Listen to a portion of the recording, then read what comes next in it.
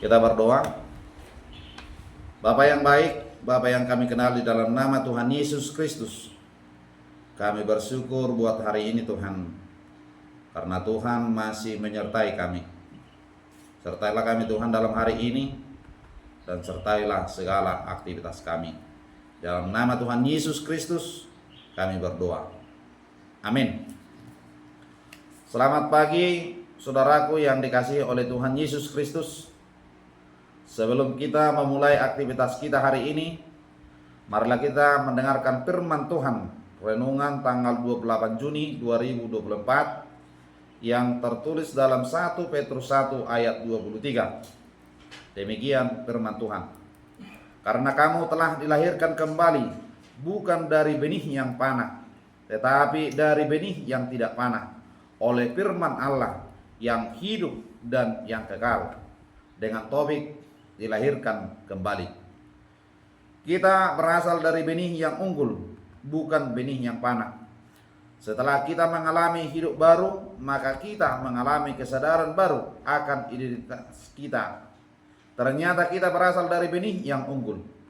Tahukah kita bahwa di dalam benih yang kecil dan tampak kotor itu terkandung sumber kehidupan? Berawal dari benih yang kelihatannya tampak sepele, akan tumbuh akar, batang, cabang, daun, bunga, dan buah. Dari buah yang dihasilkan terjadi tuaian atau pelipat gandaan. Namun untuk dapat bertumbuh dan menghasilkan buah atau tuaian, benih harus terlebih dahulu tertanam di dalam tanah. Firman Tuhan adalah benih. Kekuatan yang terkandung di dalam benih firman Tuhan itu jauh lebih dahsyat dari benih alamiah. Segala sesuatu yang Tuhan perbuat bagi kita diawali dari benih firman Tuhan yang ditanam di dalam hati kita. Pemazmur menulis, disampaikannya firman-Nya dan disembuhkannya mereka, diluputkannya mereka dari liang kubur. Mazmur 107 ayat 20. Dan ia berfirman, maka dibangkitkannya angin badai yang meninggalkan gelombang-gelombangnya. Mazmur 107 ayat 25.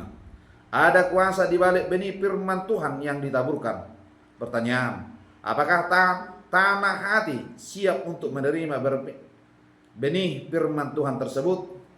Banyak orang punya kerinduan yang besar untuk dipulihkan hidupnya, tetapi mereka tidak memiliki respon hati yang benar terhadap firman Tuhan.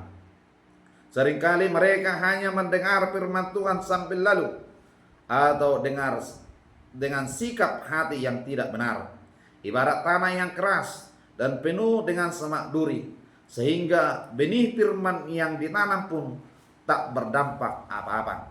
Penulis Amsal menasihatkan, hai anakku, perhatikanlah perkataanku, arahkanlah telingamu kepada ucapanku, janganlah semuanya itu menjauh dari matamu.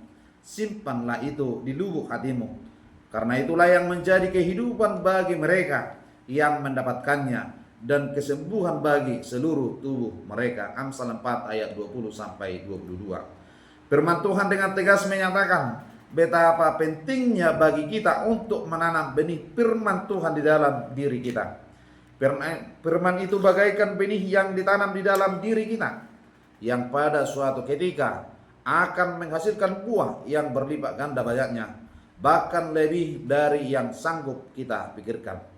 Ketika kita membaca firman dan merenungkannya, kita bukan hanya sekedar membaca saja, melainkan kita seperti sedang menanam benih-benih, benih perlindungan, benih keselamatan, benih kemakmuran, benih kesehatan, benih kemenangan, dan sebagainya dalam hidup kita. Semua itu siap untuk berbuah berlipat kali ganda jika kita mulai menaburkannya di tanah yang baik. Semua benih itu siap untuk menjadi berkat dalam segala segi kehidupan kita. Berhentilah menganggap bahwa Alkitab sebagai sebuah buku biasa. Alkitab itu bukan buku. Itu adalah sebuah benih rohani yang mengandung kuasa luar biasa yang mampu menghasilkan panen seumur hidup.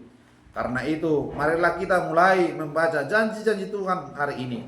Mulailah menanam dan bersiaplah untuk memetik buahnya kelak secara berkelimpahan. Untuk mendapatkan firman Tuhan yang menjadi kehidupan kita, maka yang harus kita lakukan adalah memerhatikan, mengarahkan telinga dan mata yang tertuju kepada firman Tuhan. Setiap pagi ia mempertajam pendengaranku untuk mendengar seperti seorang murid. Yesaya 50 ayat 4b. Karena iman timbul dari pendengaran akan firman Tuhan. Benih firman Tuhan yang tertanam di dalam tanah hati yang subur akan menghasilkan mukjizat, membawa pemulihan, kemenangan dan kesembuhan. Karena itu teruslah menabur benih yang unggul dan baik agar kita nanti menuai yang lebat. Demikian sapaan firman Tuhan untuk kita hari ini. Tuhan menyertai kita. Amin.